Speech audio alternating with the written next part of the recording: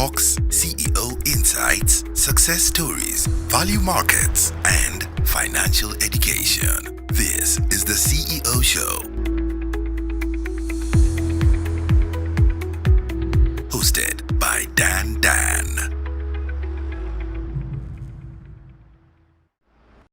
Ladies and gentlemen, welcome to another great, amazing episode of the CEO Show. Remember, this is the 15th episode, and the journey from the first episode to the 15th episode has been courtesy of you. Remember, this is a show that always comes to you every Tuesday from 7:30.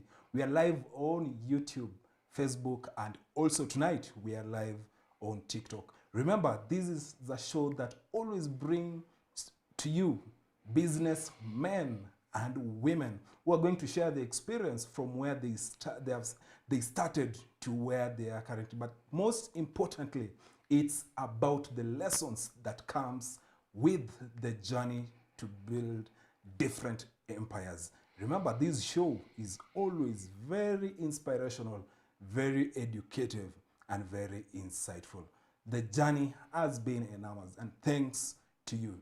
Tonight we are coming to you live, and remember to comment on the comment section and also share this particular episode for somebody to know that you're watching, and also for us to know that you're part of this conversation. Our guest tonight, we are talking about women in business. Our guest tonight is none other but Millicent N.Lemusa, who is the CEO and the founder of Ecobloom Laundromat. We've talked about different topics in different industries, but tonight is a special edition about something different. Talk about the laundry business. What are we learning about it? Sit back and learn. Welcome our guest tonight. Welcome, Millicent. How do you feel being on the CEO Show? It is exciting and a great opportunity to tell people outside here about new ventures that are outside here. Okay. Yes. So people have been listening for the few days that we've been hyping this show. People have been looking forward to listen. Who is Millicent? And tell us, who is Millicent, by the way? Yeah, thank you so much. My name is Millicent NAISIAI Lemusa. I'm a Thai girl who has grown up in the savannah and married in Keyo. I'm a mother, a wife to one Dr. Kwambai. Shout out to you because I know you're watching this live. I'm also a business lady and a farmer. Okay. Yes. Tell us about your background. Where did you grow? Tonight we have on set a lady from Savannah, which is quite exciting. Yeah, so I grew up in Narok County, Kilgoris to be specific, and I can say that I grew up in a fairly family. My dad was a politician, and my mom a primary school teacher. And I schooled in a primary school called Ole Sankale Academy. And after that, I went to Litain. I went to Koiwa High School, finished my Form 4 there, proceeded to Egerton University for a diploma in business management. Thereafter, transitioned to Maseno University for a degree in business administration, finance option. I have also done a computerized accounting from KCA University, that is QuickBook and Sage. And I have also done part of CPA, so I'm an accountant. Okay. Yes. Now, talk about now the journey in your education. Growing up and now finishing Form 4 and choosing to do business administration. When you talked about now Egerton University, I was thinking now you're going to talk about agriculture. But now we talk about why choose business administration? So initially, I didn't venture into business immediately. I finished university, got into employment. I have worked in the NGO world. I have worked with an American organization called Henry Jackson Foundation, and we used to manage KEMRI funds. That is in Kisumu. Then I worked there for several years, went to East Africa Community, worked under a program under climate change for some time. Then during COVID-19, I joined the UNDP, and we were doing a program under COVID, which was a short course. But then going back, just after leaving Henry Jackson Foundation, already I had a lot in mind that I want to do business, and I had started doing small businesses. I had a clothing shop. It didn't do well, so I dropped it, and I ventured into farming. So I am a farmer, and I'm a pixie farmer in a place called Biretwa. We are among the founders who have grown pixies, the one that you guys see in Makueni. We are now doing them here in Elgeyo Marakwet, in a place called Biretwa. So I am a farmer. I have done pixie, and in here in Wasingishu, we're also doing Hass avocado, and those are some of the businesses we had started venturing into them earlier on. And the biggest thing now that we are doing in this farm is production of indigenous tree seedlings, Hass avocado, and certified coffee seedlings. That is the Batian and Ruru 11. So that is where I started my business ventures from. And we have done it. It's almost now 7 years doing this. And I'm telling you, we are the biggest producers of indigenous tree seedlings in this county of Wasingishu. Yeah, so that is where our journey, my journey in business started from. I have also ventured in other businesses, like back at my home place in Kilgoris. I run an event company called Melok Events. We provide tents, decors for events. Yeah, and doing these businesses over time, I saw the need to diversify, because sometimes we have events and sometimes we do have. Sometimes the Hass avocados are available, sometimes they are not available. Sometimes the seedlings, we are planting trees, sometimes we are not planting, because planting seedlings requires that there must be rain. So when we are not planting seedlings, why not wash clothes? Yeah, so that is how the new baby came on board, which is Ecobloom Laundromat. Okay, before now we talk about Ecobloom in a bigger view. Now growing up, and now we've talked about agriculture to a wider perspective. You growing up, did it influence you now to venture and do agriculture that you're doing? I grew up in a family where agriculture was not for commercial purposes. It was just for our home consumption. And I think the venturing into agriculture was just a passion that I and my husband grew. Yeah, so we just ventured into it on our own, because even him, where he came from, the kind of farming they were doing wasn't commercial. It was just for their home use. Yeah, so this is just something we decided on ourselves, because we used to stay, we actually stay in Kisumu, and driving to Eldoret, we will do it over the weekend on every weekend then. And we didn't have much to do then. So we decided, why not venture into farming, so that when we are around, we just go to the farm, see what's going on. Yeah, so that's how the business started up. Yeah. Now let's talk now into, you are employed and now venturing into business. About the transition, I believe as an accountant, a well-accomplished accountant for that matter. Now, what is it that pushed you? What was the experience first when you were employed? Were you getting the satisfaction? Okay, I want to say that in employment, you will never get the satisfaction you will get outside here, because salaries will never make you rich. That is one thing I've always read books, and that is what I have read about. But if you are a salaried person and you have an extra income, you will go far. So when I was employed, that is when we started our things of doing farming and businesses of supplying furniture, equipment, organizations. Yeah, so that is, I can say, the transition started before I left employment. I had already started doing other things. By the time I was leaving employment, already we were up and running. Yes. What was your first business, and at how old? Because you say that you started business at a very tender age. I think I was around 26 years. And yeah, I did businesses, but when I did some good business, I think I was 28 years old, and yeah, I got some good money. Which business was that? I supplied furnitures. Yes. So you are the middle person, or No. one? I wasn't the middle person. An advert was advertised in the government offices, one of the government offices. Okay. We applied, and luckily we got the tender. Okay. And we supplied, and that was one of the biggest things I did. Okay. Yes. Under your company? Under my company. Okay. Yes. Now, interestingly, talking about now tendering at a younger age, we talk about, for example, the share of the youth and women. That is, talk about 30%. Yes. You are beneficiary. Yes, I am a beneficiary, and that is one thing that I think youths and women outside here probably don't really get to know, that there is this program called AGPO. This is whereby youths and women get 30% of government shares when it comes to tenders. But one weakness about us, the youths and women, it's the fear we have, thinking that this job belongs to someone else. No, sometimes you just try. Because if you keep on saying this one has been set aside for this person, you will never move. Okay. You just need to try, let it be for someone else, but you have tried. It can never be for someone else all alone.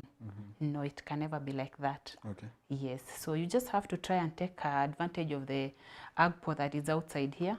Yes. Okay. And at that time, how was the experience? And comparing with, that is some years back, right? How was the experience comparing the current state of tenders? Because people talk about there is a lot of challenges. Talk about knowing who is who, and also knowing somebody who knows somebody who knows somebody. Do you think back then and now, do you have the same state? Okay, for now I can say things are a bit different, and it's no longer the way things used to be sometimes back. That's a fact. Sometimes back, I think we also had a lot of money in government. I think the economy was still very good, and tenders were all over and people will apply. But for now, I think the economy is also difficult. That's why it's very difficult to get these tenders nowadays. And I agree, there are places whereby you cannot do any tender simply because you don't know who is in that office, or who is the who in that office, which I think is a bad thing. And as a country, we need to change out of that, because if you want us, the young people, to do business, then allow us to give out our shots, and we try our chances out without knowing the who and who. I think that will be fair. Okay. Yes. To a young person, just before we move to another topic, to a young person who looks forward to, who aspires to be a tenderpreneur for that matter, what do you think are some of the things that they should consider before going into tenders? Going into tenders, the first thing you must have your documents. You must be in good books with KRA, because if you are in bad books with KRA, trust me, you will not move. The other thing, you have to be honest, and the other thing is you must be okay. When doing business, especially the tenders, sometimes you may fall into big amounts of money. Don't go crazy. This money can never. Let money not make you go crazy. Assuming you get a tender of 10 million and now you think you're all over. No. Just calm down. You'll still get more when you are calm down. Yes. So I think for the young youth, for the young people, sometimes that is one of the things that makes us fail. You do once, you get a big amount of money, you disappear from the market, and trust me, in market you must be very consistent. Consistency is the thing in business. You must be very consistent. Okay. Yeah. Now, after getting this tender, now venturing now into business, do you think that was your turning point? Was it your foundation in business, considering after getting this money and also after making this first win in business? Do you think that was the solid base or the startup of your career in business? Yes, I can say that was my turning point, because during the process of even applying these documents, filling up your papers and all that, I got to learn a lot of things on how I need to put my books in place, how I need to arrange my things. And once you do one business, trust me, another opportunity will always follow you. And even getting to know about tree seedlings is through businesses that we did earlier. You get to know that, oh, so the government this time round doesn't want to paint a building or doesn't want to buy furniture. They want to buy tree seedlings. And you get to know that also tree seedlings is also a business opportunity. Yeah, so that is how we get to learn from one step to the other. Okay. Yeah. Now, venturing into the seedlings, doing agriculture, the seedlings, the nursery, which is another venture, right? Yes. Tell us about this entity and this business. Yeah, so that is one of my interesting one, and that one grew out of passion, and out of I can say it was like I don't know how to put it, but it was how do we call it? Like it was something missing in the market. There was a niche. There was a niche that was not exploited. That's what I can say. And being married along Kaptagat, because that is where I come from as my second home. There is a forest called Kaptagat Forest, and I will pass there when going home and see trees being cut down without them being replaced. Then all of a sudden the government is now talking about planting tree seedlings around that place. So I said, why not raise some seedlings and try out and see whether we can sell to these guys who are trying to do afforestation in Kaptagat Forest. Okay. So we did that, and we ventured in indigenous tree seedlings only. And I went out marketing my business as usual. You know, when you're a business person, you are not supposed just to sit in the office and wait for the sales to come. I was out looking for guys who are organizing these events and for tree planting. And I will tell them that, you see, I have tree seedlings in my nursery, and the thing that made us a bit different is that we do a variety of tree seedlings. You cannot walk into our seedlings and only get 2 species.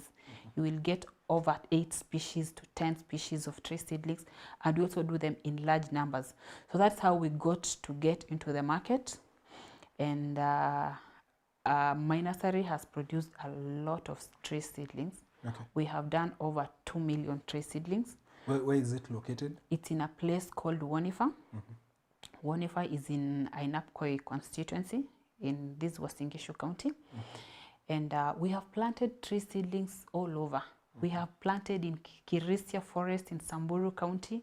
We have planted in Mau Forest, that is in Narok County. We have planted in Uasin Gishu, a number of them. We have planted in Kajiado, Nairobi. We've done a lot. Yeah, so I really have a lot of passion in forestry, and I never did any forestry course, but trust me, I can mention over 20 species of trees. Okay, now I want to get something here. What is it that motivated you to now start this nursery? Was it, did you see, were you a demand driven? Were you a market driven? Is it you saw an opportunity, then you went back and started the nursery? What is it that pushed you to start this nursery?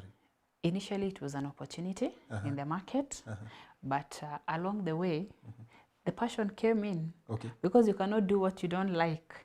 So there was an opportunity that we fell into it and made it a passion.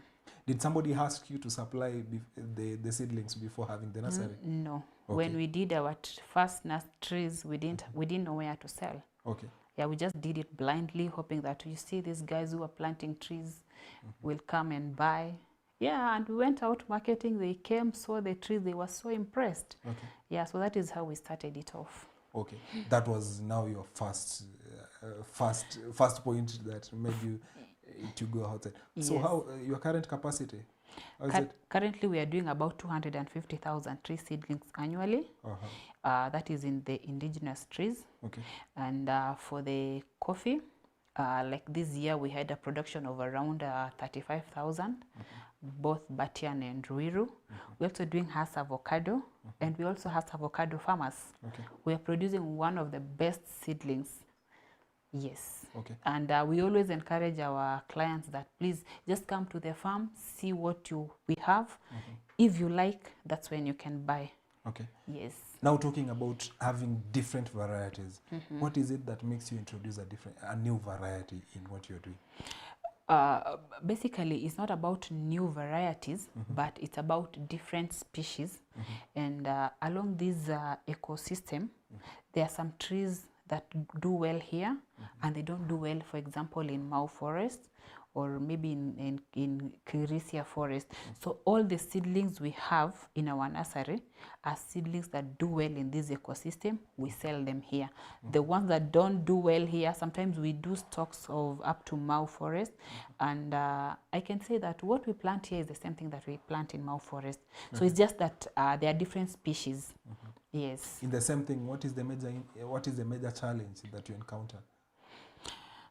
I can say tree seedlings don't have a lot of challenges except when it is dry. Sometimes the rains disappear and your trees are ready for planting. It becomes a challenge because you'll keep on watering these tree seedlings. And you know, watering tree seedlings is also expensive because we use electricity in our farm to pump water. So yeah, I think that is one of our biggest challenge, and employees turnover sometimes can be a challenge. We have, for example, in our nursery, we have 3 permanent employees and a number of casuals. So when people are planting or harvesting or weeding maize, and we also want to work in our farm, sometimes it becomes a challenge getting casuals, because yeah, they want to do this on the other side. You are here, you want to do this. Yeah, I think that is one of the biggest challenges sometimes we have. Okay.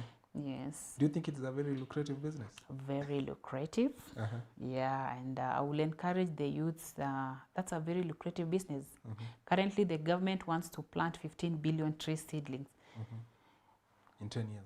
In 10 years. That's a very big number. Okay. Is it achievable? It's achievable if people decide to do the farming, to go back to the ground and start planting. Okay. It's achievable. Okay. Yeah. Now, balancing in a nutshell, do you think the demand exceeds the supply, or the supply is more than the demand? I think in your own overview. The demand does not exceed the supply. Okay. Because not a lot of people have ventured into tree seedlings. Yeah, like if I start with you here and I start telling you, you know, Dan, I sell tree seedlings, I'm sure you will like, this girl is crazy. How do you sit at the roadside and sell tree seedlings? Are you selling 1, 2, 3? What time will you get to 1 million? Yeah, it's a bit, there are some people who do not comprehend that factor. Yeah. But it is one of the lucrative businesses around. Okay. Yes. If I want to start it, other than having a piece of land, what else do I need to start such a business? You need water. Supply. You need water supply. You need, you must have money for labor.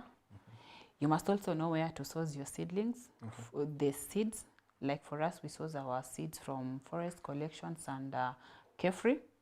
They're the ones who supply seeds in this country. And you must also know where to buy your seedling bags, the ones that we use for potting. You must also have a way of getting soil from the forest, because what we use in the bags, we use the forest soil, which is usually rich in nutrients, because we don't add manure to the trees on the tubes, but we get the forest soil that already has manure and use it to plant. Yeah, so those are some of the things. You must also have a nursery where you raise your seedlings. Yeah. Okay. Now, Ecobloom. Why Ecobloom? The name is... Yeah, I think from the stories I have shared, you can see eco and the environment. Yeah, so Ecobloom. What is the connection between now Laundry and Ecobloom? The connection between Laundry and Ecobloom? Okay, I can say it's just another venture that the directors of the other company called Ilkapianga decided to bring on board. But now, because we are using the eco-friendly machines for our laundry, we had to borrow the name Eco and add it in our name. That's how we came up with Ecobloom. Yeah, and yeah, that's how we came up with Ecobloom. Now, talking about now the business itself. Yes. When was it incepted? When did it start? So Ecobloom is a new baby on board, and we started this year in February. And I can say laundromats are new things, and it's actually a new concept, especially here in Eldoret. And it's one thing that we are trying to teach people, that you see, we are a digital mama fua. Yeah. We are a digital mama fua. We use machines. We are just like a mama fua, but now our case is different. We use machines to do the laundry. Okay. And it's an affordable way of doing laundry. That is, I really wish people get to understand this concept, because if you go outside the country, people use laundromats, whereby you just carry all your household laundry, go wash them. It takes you like an hour, wash, dry, and get back home. And that's a new thing that we really need to teach the people of Eldoret, especially with our weather, that you see, you don't have to dry your clothes in the sun for 3 days. Sometimes it's raining. Your duvets don't dry. They take maybe 3 or 4 days to dry. By the time it's drying, it has already accumulated some smell. Okay. And we are here to give you a solution. Okay. And we are actually affordable, especially for the bachelors who don't like washing their clothes. You bring your clothes, and within 2 or 3 hours, they have been washed, dried, and nicely folded. So your work is just to take them home, put them in your wardrobe, or put them wherever you put them, and life goes on. Now, I want to understand now the inception, and also how did the idea come out, and also how was it born? Because a lot of people always struggle to get a business idea, and talk about the need in the market, and also to balance with what you are going to offer. Because when you talk about, for example, your business, it's about finding a problem in the market and solving that particular problem. How was the idea born? This is, you're doing farming, and you're doing the nursery, and now a new idea just comes in. How was it connected? So about the laundromats, I can say that my partner travels a lot. He works so much outside the country, and I've always been asking him, how do you manage to wash your clothes outside the country? Because I am sure they are so expensive washing them. And he used to tell me that, you see, washing clothes outside the country is so cheap, because you just walk into laundromats, do your laundry, and leave. In fact, outside the country, the concept of a laundromat is like a self-service. It's like a self-service. Carry your clothes from home, take them and put them inside the machine yourself, do your detergents, dry them, fold them yourself, and go home, or take them home and fold them at home. So that is how laundromats work outside the country. So he will tell me, you see, this is how we do outside. When we are outside, this is how we wash our clothes, which and they are very affordable. So in the process, I've been researching about it for so long. Then I came across some company in Nairobi doing the same thing. And I went there, found the owner, spoke to her and asked her how it works and all that, now that it is in Kenya. And she explained it to me in a very nice way, took me through, and even told me, you see, if you're interested, there's this company that supplies machines, and their machines are so efficient, eco-friendly, and yeah, so I was interested in that. I took time thinking about it, and trying to envision how it will be accepted here in Eldoret, especially here in Eldoret, because this is where we wanted our business to be.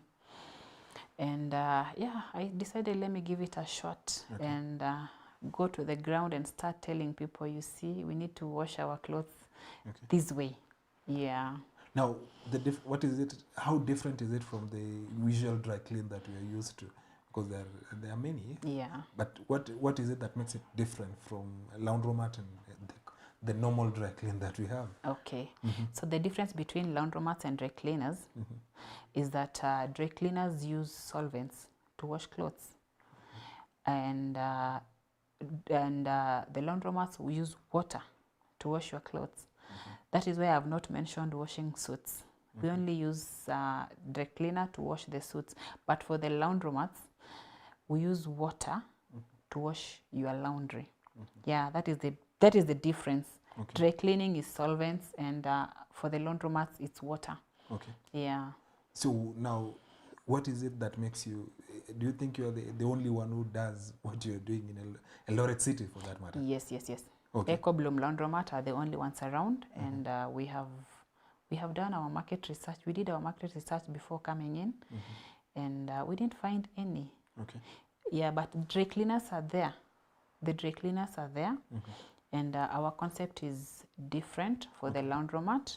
Though we are also introducing dry cleaning as from December. Our machine will be around, so we'll also be washing suits and washing these other normal clothes. Yeah, but for now we are only building the laundromat, which is a very difficult concept to let people know, but we are trying. Yeah, currently we are getting positive, I can say positive reviews. We are getting clients, and people are now getting to know that it's cheaper to wash clothes in a laundromat than to wash at home.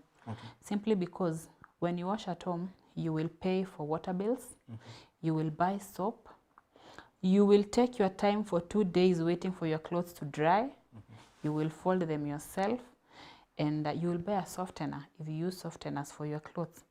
But now here, there's an affordable rate whereby we weigh your clothes. We don't charge you per piece. No. We weigh your clothes and charge you per piece. And we use our softeners, use our powders, use our water, wash for you these clothes, fold them, and dry them and fold them for you. And if you want us to iron your clothes, we will also iron. Yeah, which makes it easier. Yes. Because when you're talking about the whole thing and also the inception of your business, what lingers in my mind is how intensive is it in terms of capital? Yeah, starting up a laundromat is not easy. It requires you to have some investments. Yeah, it's heavy.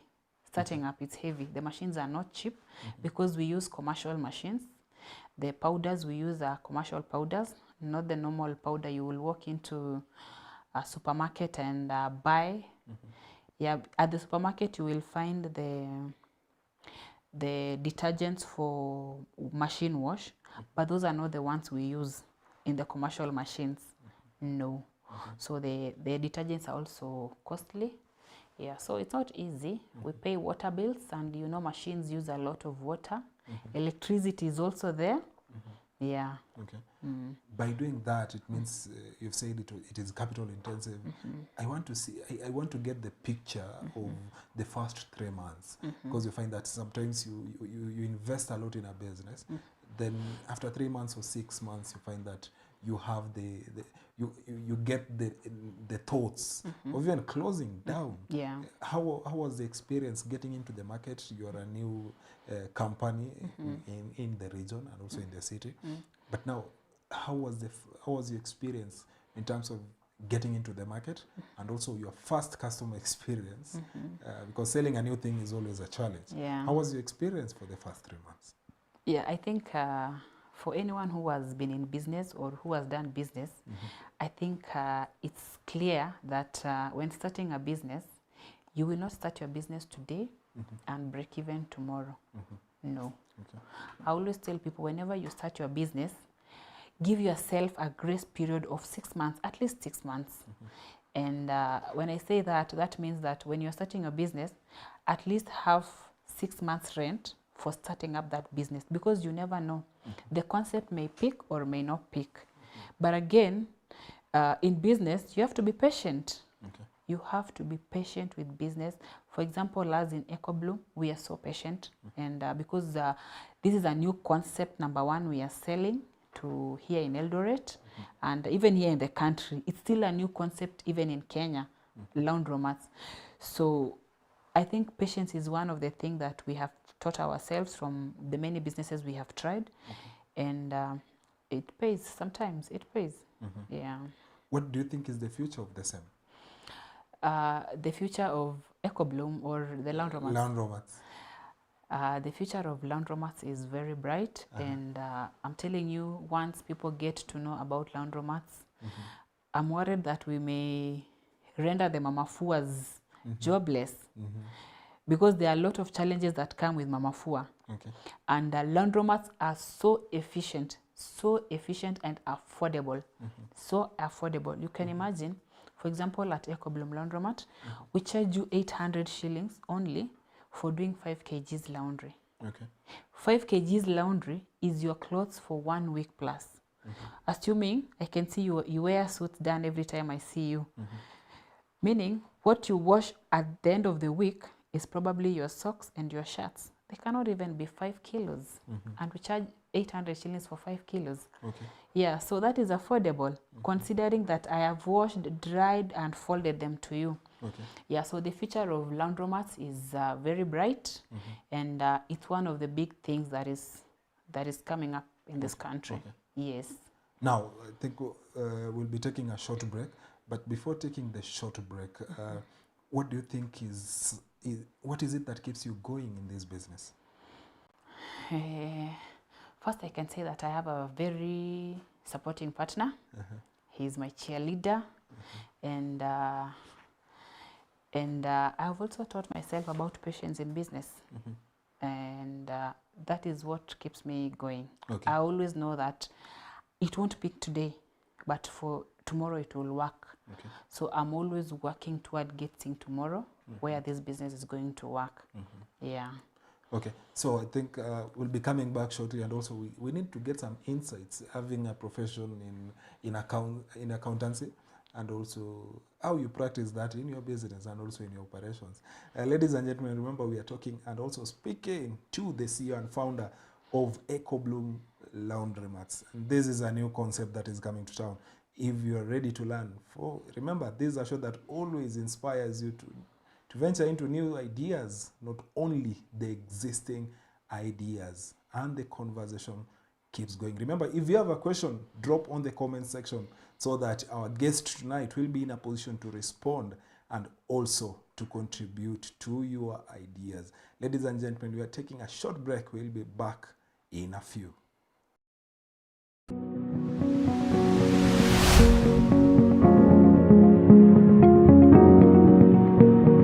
Welcome to Ecobloom Laundromat.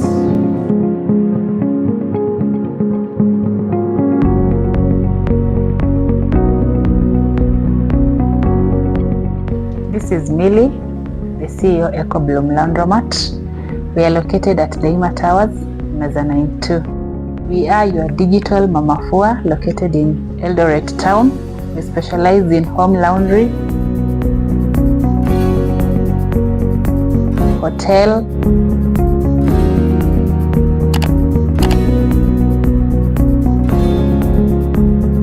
Airbnb, your home curtain, corporate,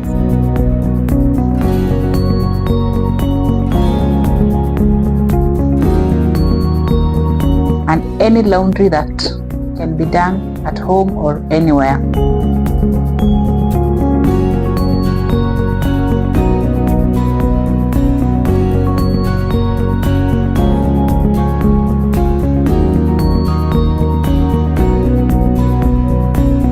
We have special rates for our corporate clients, and our services are all express with no extra cost.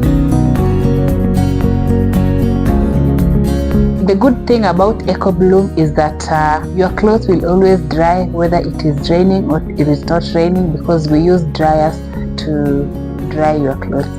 Welcome to Ecobloom.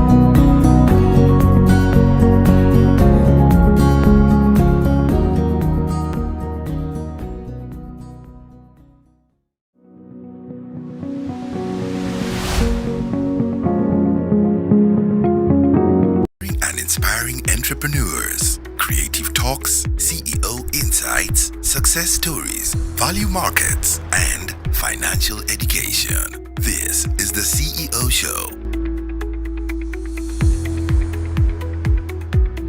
Hosted by Dan.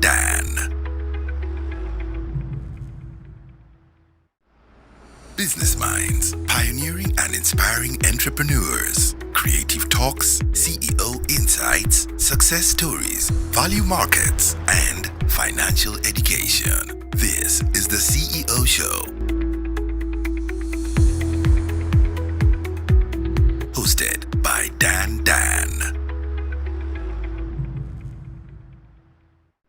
Our beautiful viewers, welcome back to this amazing episode of the CEO Show. Remember, our guest tonight is Millicent N.Lemusa, who is the CEO and founder of Ecobloom Laundromat. And she's been sharing her story from inception to where she is currently.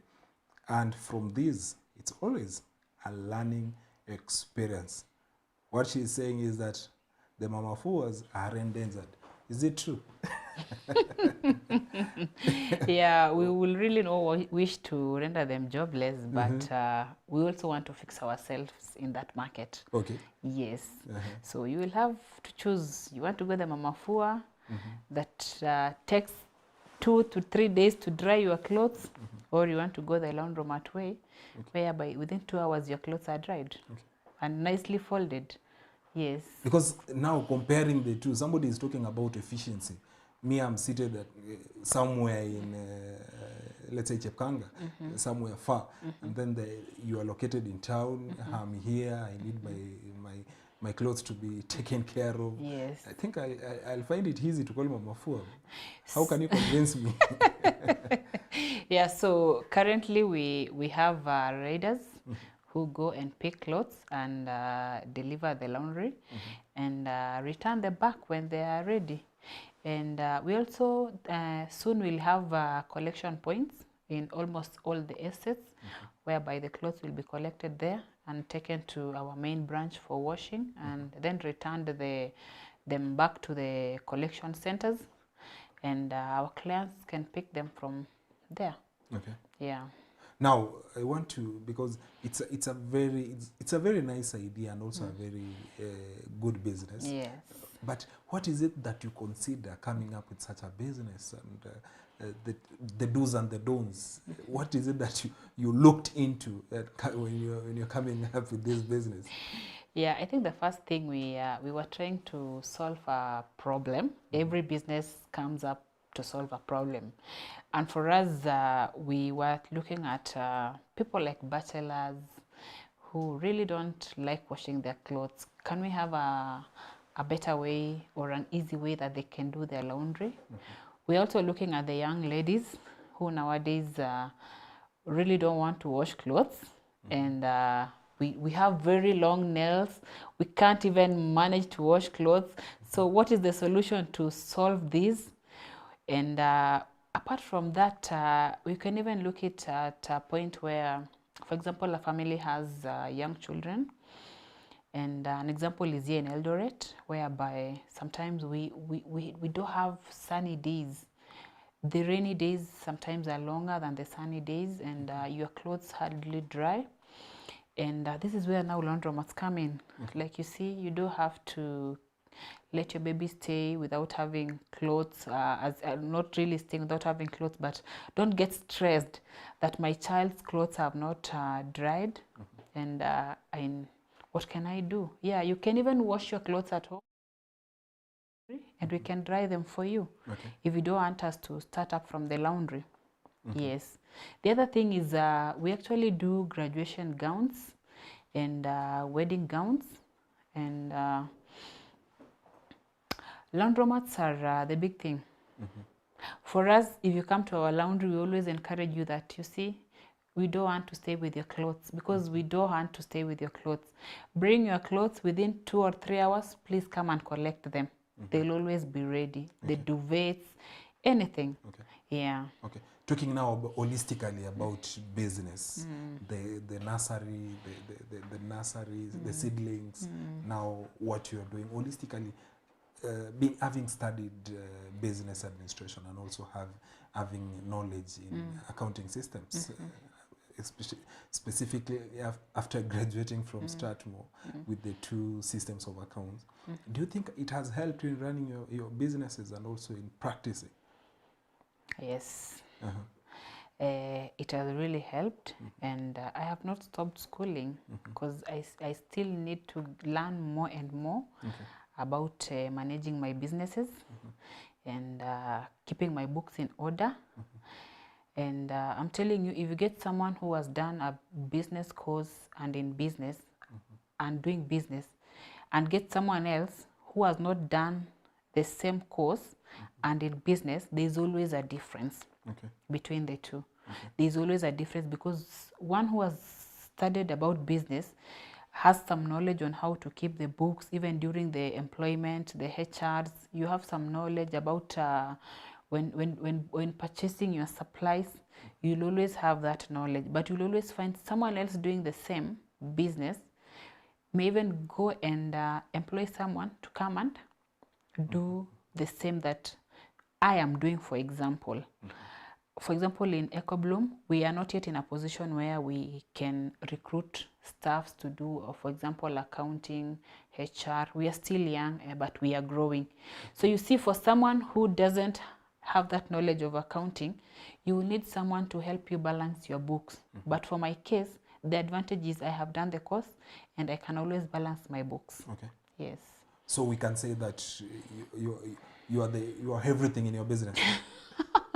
I cannot really say I'm everything, but I lead the management part. Okay. Yes. And how do you manage being now drawing the line? That is managing this business, and also tomorrow I find you in the farm, that is in the nursery. Yes. And then 2 days later you are here ready to receive my clothes. How do you balance the two businesses?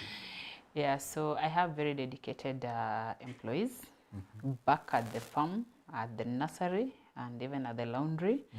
And I have trained them. And they run the show. When it comes to the farm, my work is just to help them, give them guidance because I have trained them, they have undergone trainings.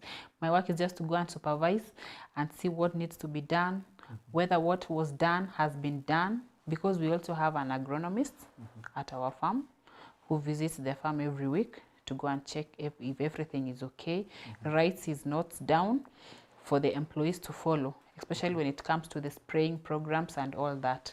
So my work is to go to the farm, check whether what the agronomist had put down has been done. Yes.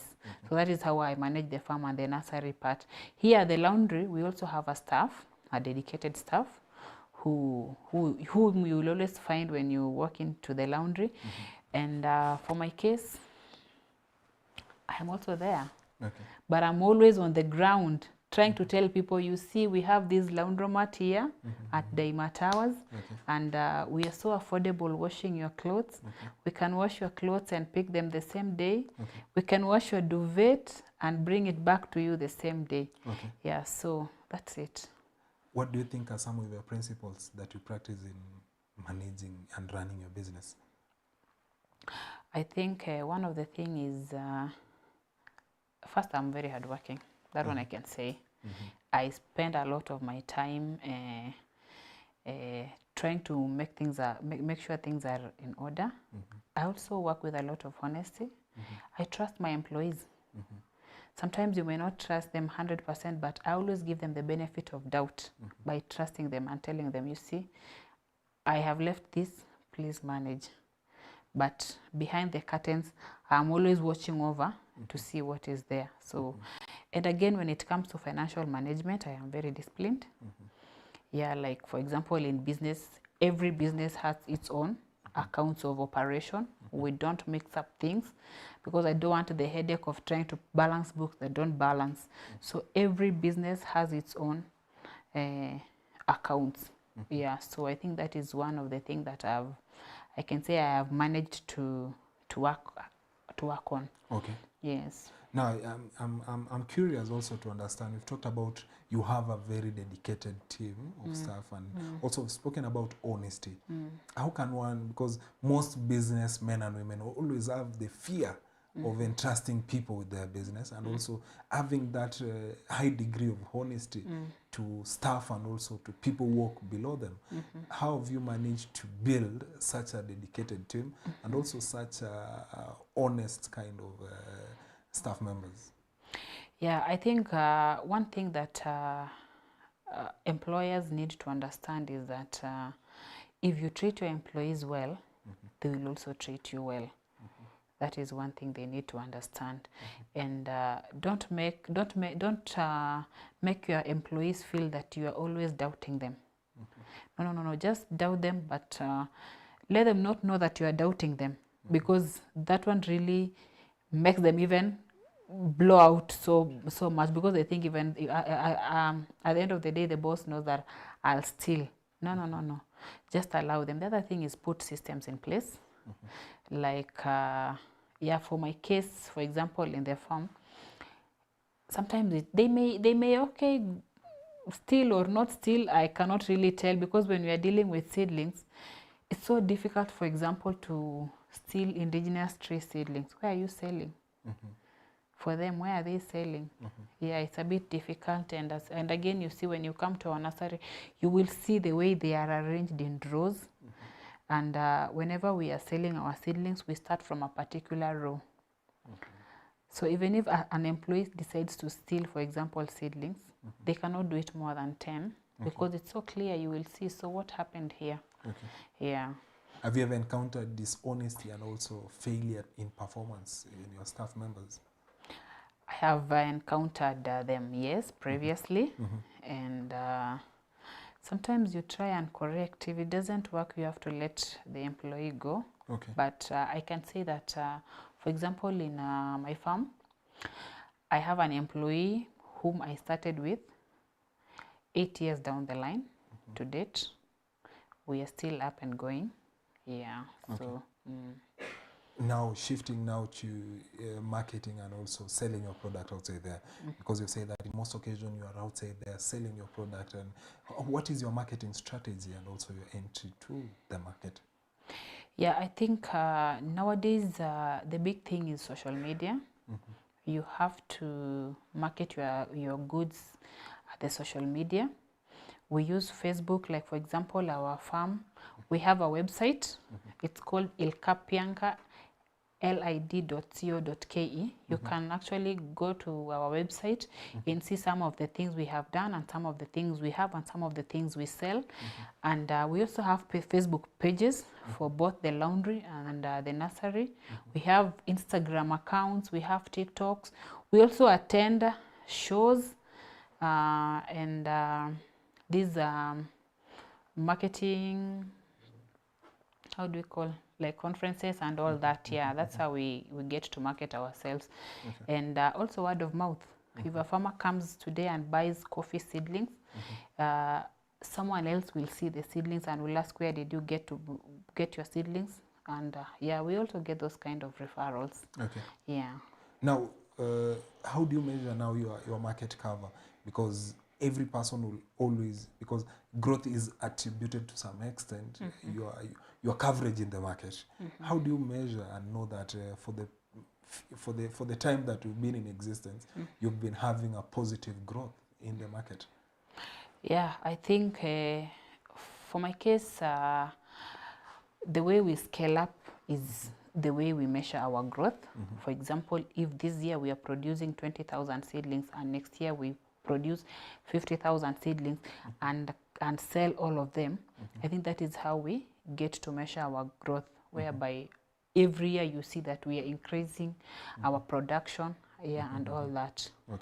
What about in the laundromat? At the laundry, it's the number of clients we are getting initially. I'm telling you, when we started the first month, we didn't have clients.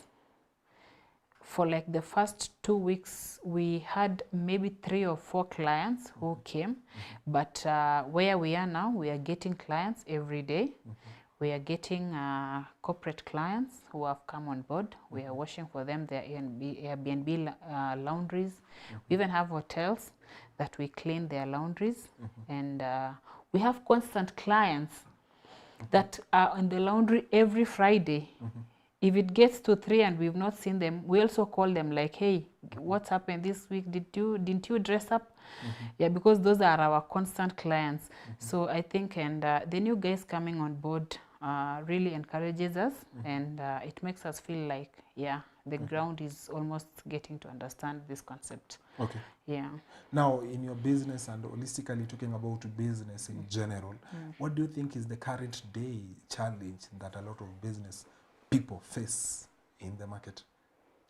Yeah, I think the biggest challenge is first financing businesses. It's not easy to start up a business, and the currently getting finances, especially for those guys who use loans to start a business, the rates are so high for businesses, people to access loans to start a business, and the economy isn't friendly at all to do business.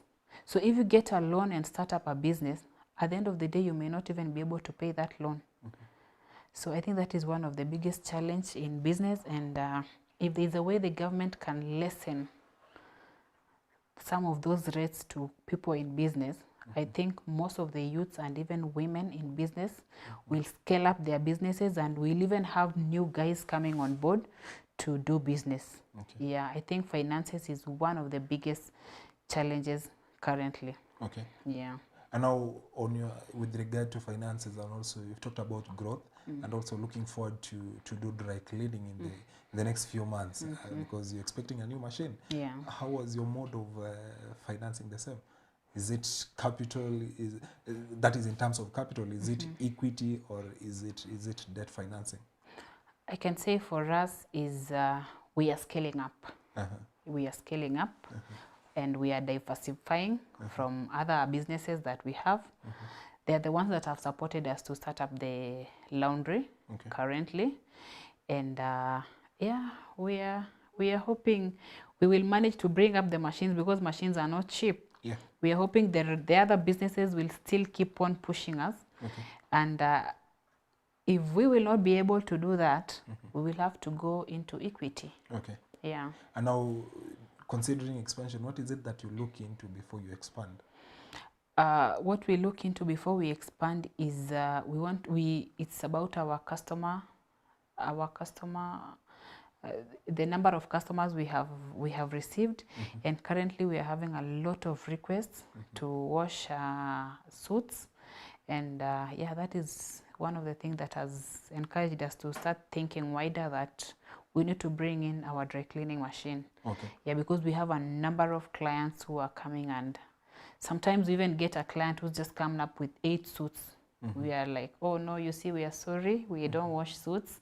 And that's a business we are losing, a business opportunity we are losing. Yeah. In such scenario, how do you politely make this client come back when you have this? Yeah, we always tell them that, we always tell them that, you see, we are so sorry. Our concept currently is a laundromat. We don't do dry cleaning. But again, we always give them our business card and tell them, you see, by this time of the year, of the month, we will have our dry cleaning services. Please have our card and call us when that time comes. Okay. Yeah, just politely, and some of them are always understanding. We always get calls, is the machine here? We are like, no, just be patient a bit longer. Okay. Do you think you are doing the right business? Yes, I am doing the right business. I am so confident. Ecobloom Laundromat will be one of the biggest businesses or laundromats in Eldoret in the next few years or few months. Okay. Yes. And now talking about, because a business is as good as the environment that is in. And most people, sometimes you find that somebody closed business because somebody told them that it is not the right business. Have you ever faced discouragement in business? Yes, I have faced a number of times, but I always work with my instincts, and I always give it a try. I don't want anyone else to tell me, you see, Millie, this one doesn't work. No. An entrepreneur is a risk taker.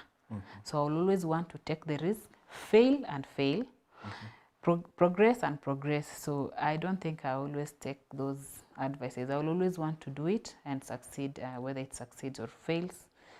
And I'll have a story to give. Okay. Yeah. And we'll talk about now the same, that is discouragement. There is now what we call a positive critique and also a negative critique, which is negative critique will amount to a discouragement, definitely. Yeah. But how do you draw the line and know this is something that is positive for my business and this is something that I need to look down on it? I think for a business, it is always the owner who really knows that business. You are the one who did your concept paper and your own proposals on your mind, and sometimes even put it down on paper.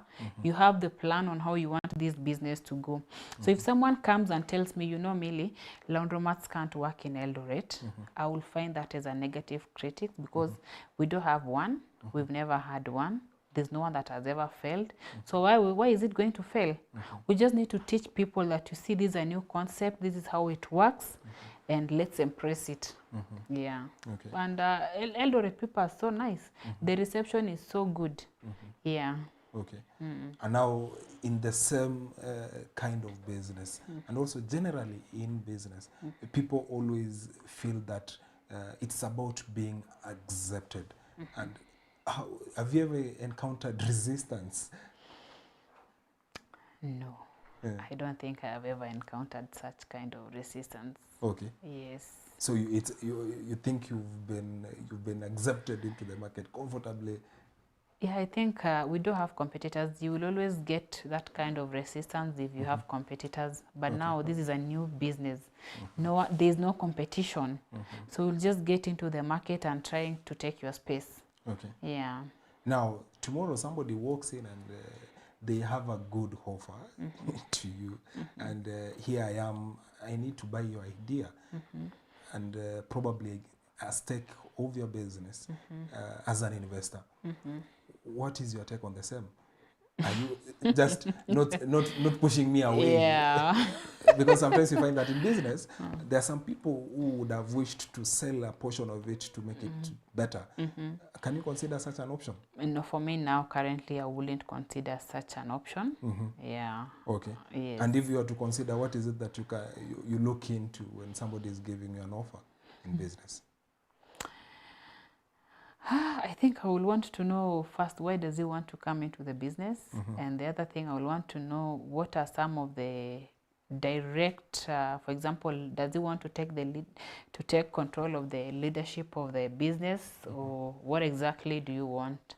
But for my case, currently, no. I'm not going into that direction. Okay. I still want to build it up and see it grow. And maybe in future, when we have grown to a level that I'm foreseeing, yeah, we can talk. Okay. Yes.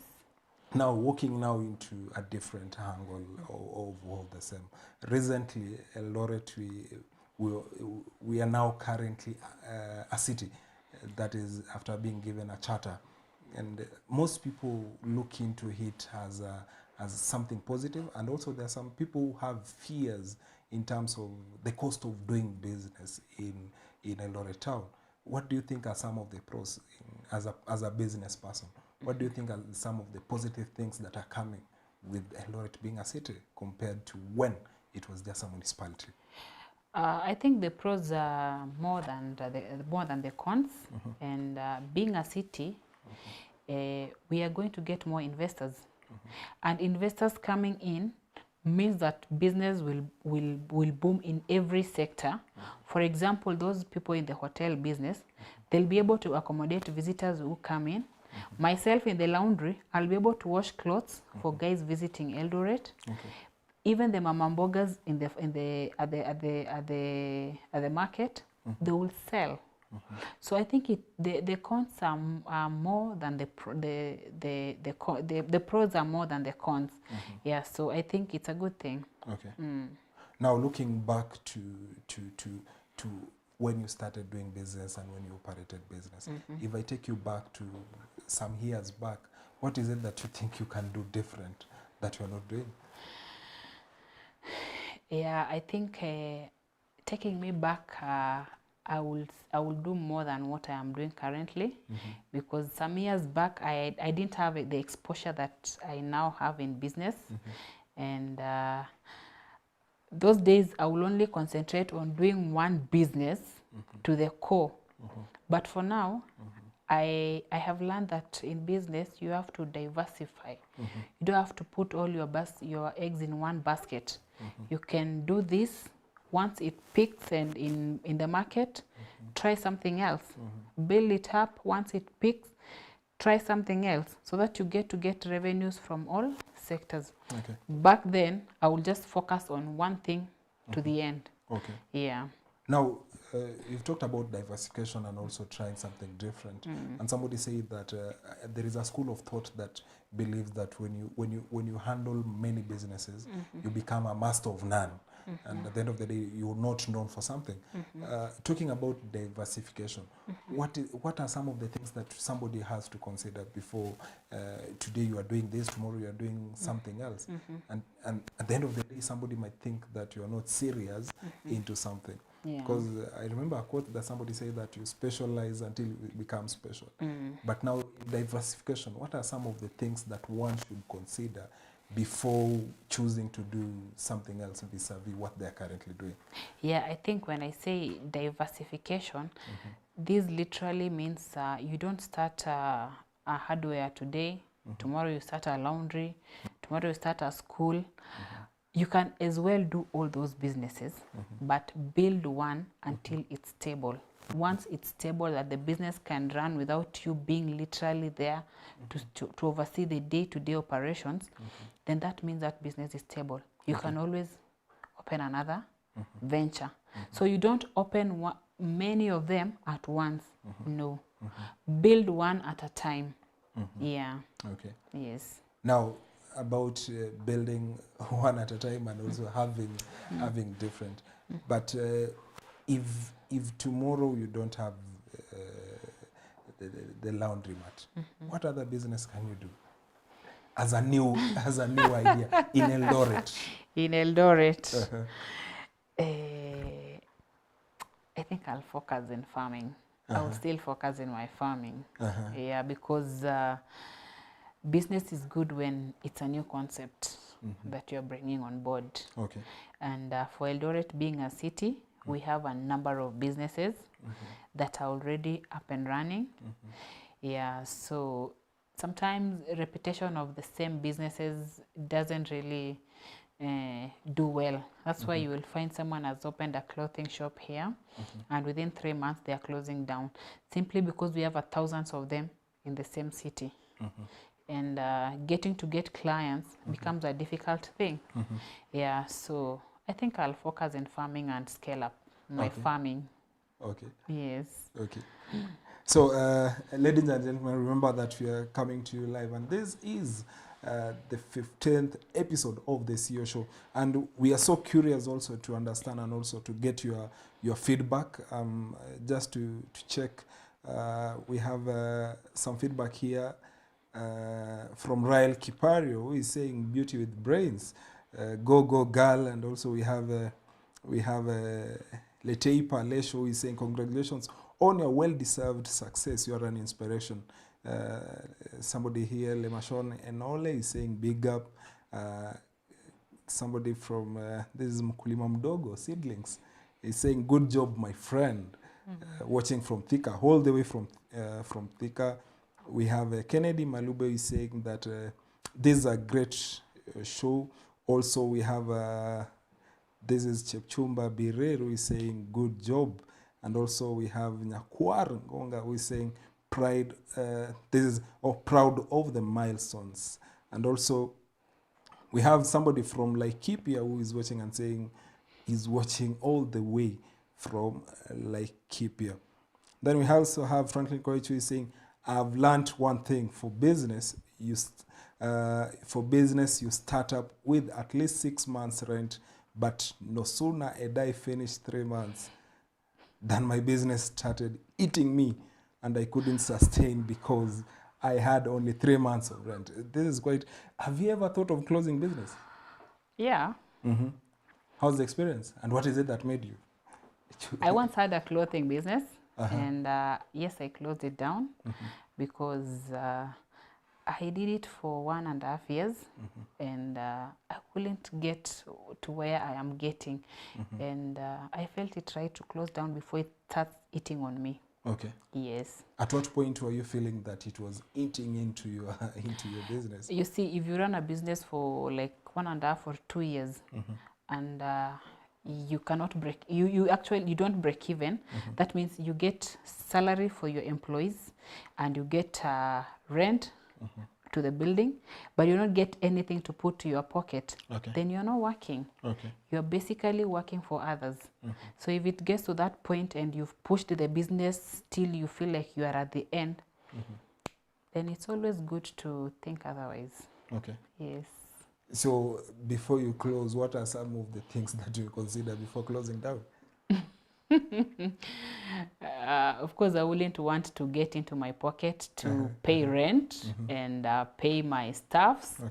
No, no, no, no. If it gets to a point where I had given it a grace period and it's not working out, I will always close it down. Okay. Yeah.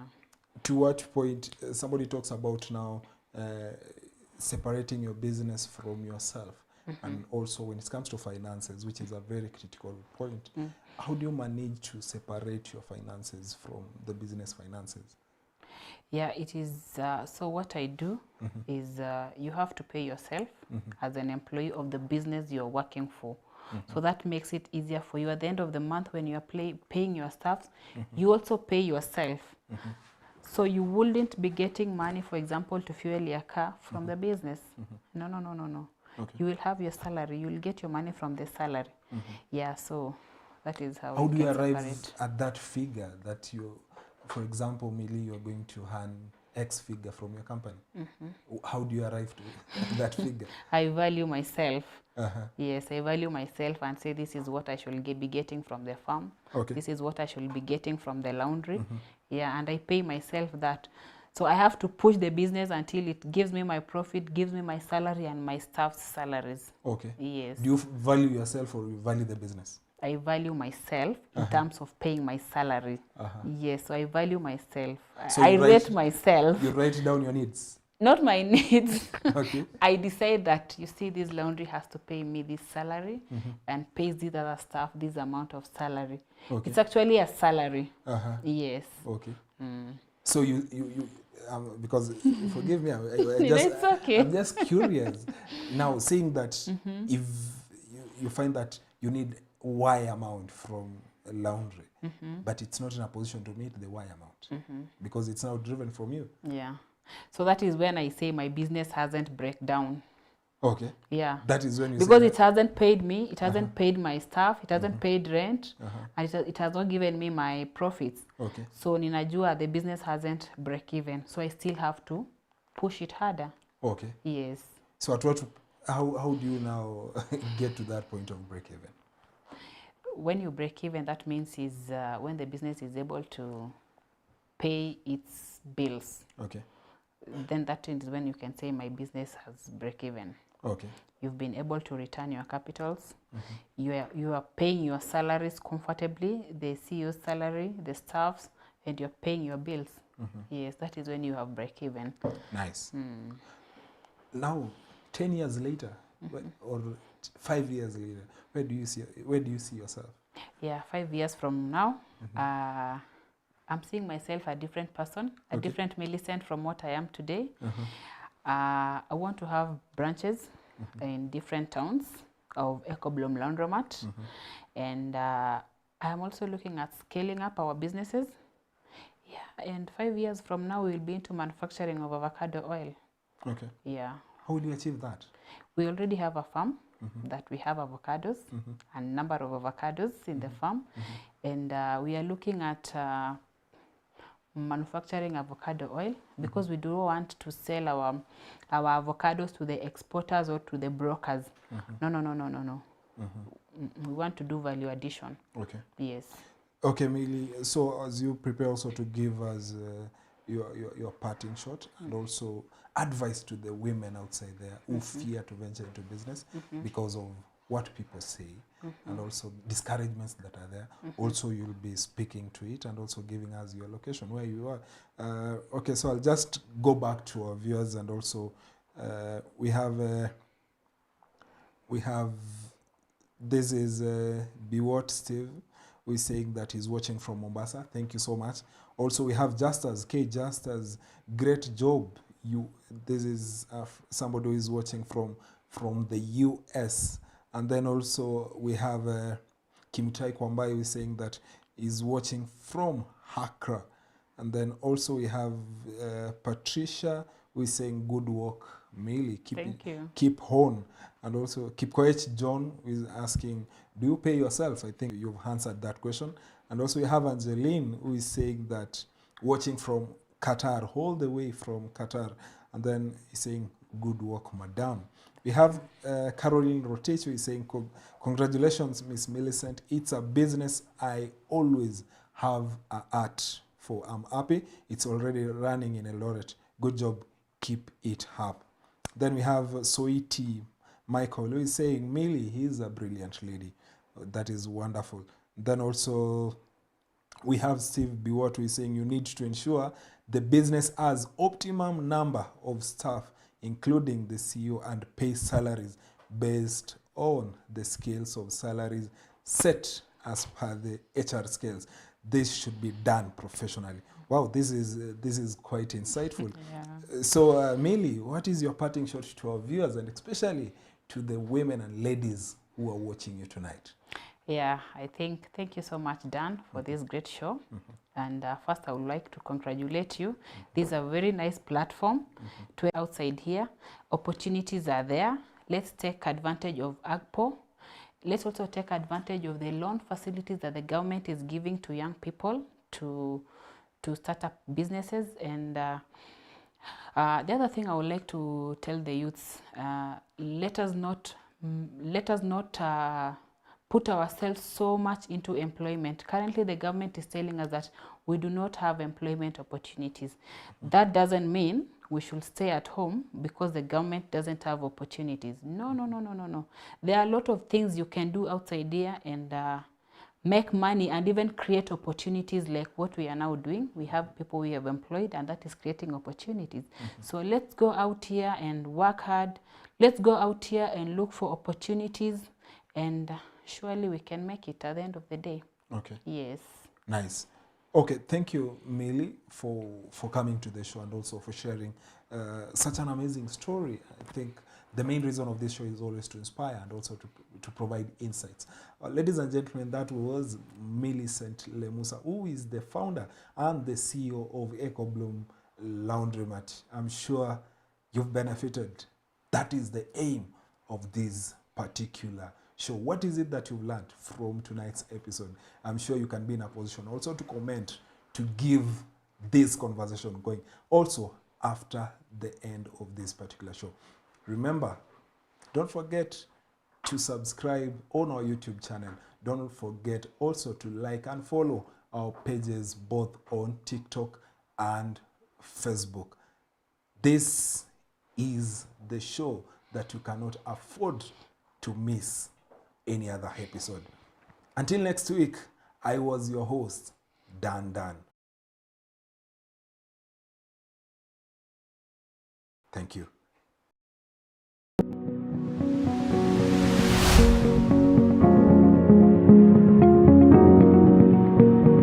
Welcome to Ecobloom Laundromat.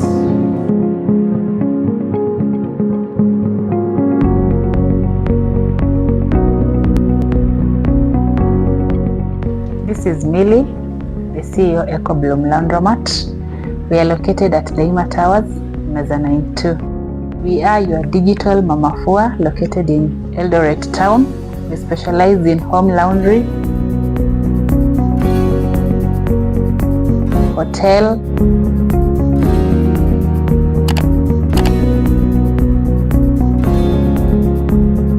Airbnb, your home curtain, corporate,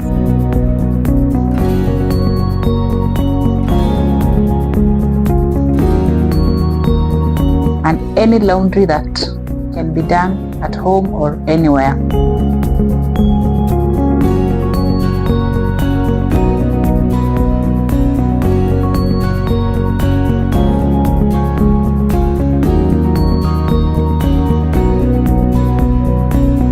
We have special rates for our corporate clients, and our services are all express with no extra cost.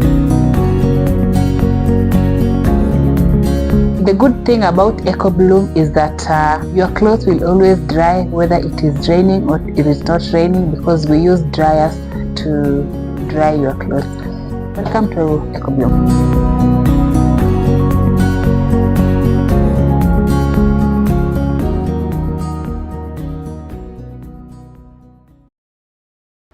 Business Minds, pioneering and inspiring entrepreneurs. Creative talks, CEO insights, success stories, value markets, and financial education. This is the CEO Show.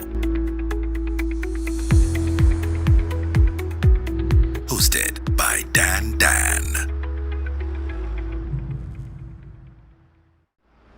Business Minds, pioneering and inspiring entrepreneurs. Creative talks,